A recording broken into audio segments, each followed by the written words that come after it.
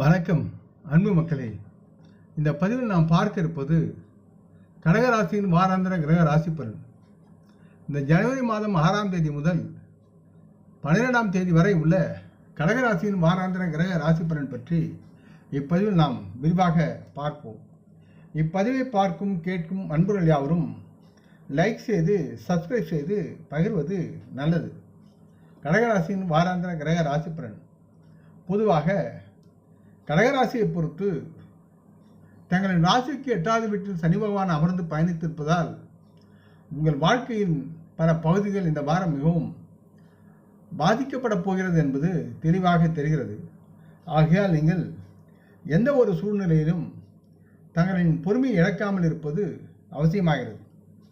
ஒரு கடினமான சூழ்நிலையில் எதையும் நீங்கள் தீர்மானிக்கும் போது நிச்சயமாக உங்களின் எதிர்காலத்தை பற்றி சிந்தித்து செயல்படுவதும் முடிவுகள் எடுப்பதும் அவசியம் என்பதை உணர்ந்து செயல்படுங்கள். கடகராசியை பொறுத்து ராகு பகவான் தங்களுக்கு 9ஆம் வீட்டில் இருப்பதால் இந்த வாரம் உங்களின் யதார்த்தமற்ற மற்றும் மகாபத்தான திட்டங்கள் அனைத்தையும் உங்கள் நிதி வாழ்க்கைக்கு அச்சுறுத்தலாக இருக்கும் என்பதை உணர வேண்டும்.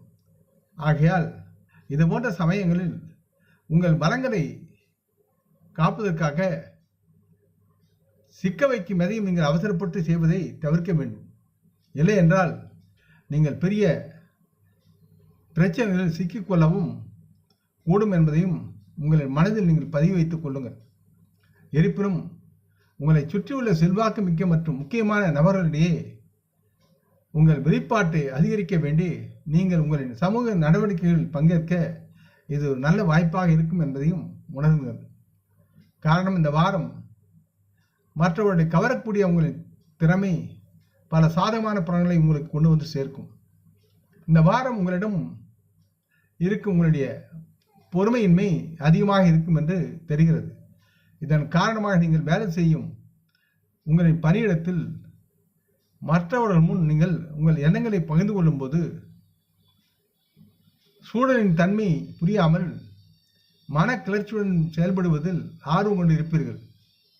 இதன் மூலம் நீங்கள் விரும்பாவிட்டாலும் விரும்பினாலும் பலரை உங்களுக்கு எதிராக திரும்பவும் கூடும் என்பதால் நீங்கள் சூழ்நிலையை மனதில் கொண்டு பேசுவதில் அக்கறையுடன் இருக்க வேண்டும். இல்லை என்றால் உங்களின் மூத்த அதிகாரிகளும் உங்கள் அணுகுமுறையால் உங்களின் மீது சற்று அதிருப்தி அடைவதற்குண்டான சூழலும் இருக்கிறது. கடகராசி மக்களுக்கு மற்றும் மாணவர்களுக்கு சொல்லித் தெரிவது ஒன்றும் இல்லை. சில சமயம் தோற்றோம், சில சமயம் வெல்வோம். இந்த வாக்கியத்தை நீங்கள் நன்கு அறிவீர்கள். ஆகையால் கடகராசி மாணவர்கள் தங்களின் கல்வி வாழ்க்கையில் நீங்கள் தோல்விகளை சந்திக்கும் போதெல்லாம் நீங்கள் மேற்கூறிய இந்த சித்தாந்தங்களை மறந்து உங்களை முழுமையாக காயப்படுத்திக் கொள்கிறீர்கள். அது தேவையற்றது. இந்த வாரம் உங்களுக்கும் இது போன்ற ஒன்று நடக்க வாய்ப்பு உள்ளது என்பதால் சற்றே கவனமாக செயல்படுவது அவசியமாகிறது. ஆகையால் உணர்ந்து செயல்படுங்கள், வெற்றி பெறுங்கள். இந்த பதிவை கேட்டு லைக் செய்து சப்ஸ்கிரைப் செய்து பகிரும் அன்பர்கள் யாவரும் வளமுடன் நலமாக தேக திரகாத்திர ஆயுள் ஆரோக்கியத்துடன் சகலவிதமான தனதானிய அபராணி ஐசோனை பெற்று சர்வ காரிய ஜெயத்துடன் வாழ்வாங்க வாழ வேண்டும் என்று இறைவன் பாதம் பணிகின்றேன். நம் குடும்ப மூத்தோர்களை போற்றி வணங்குவோம். வணக்கம், நன்றி.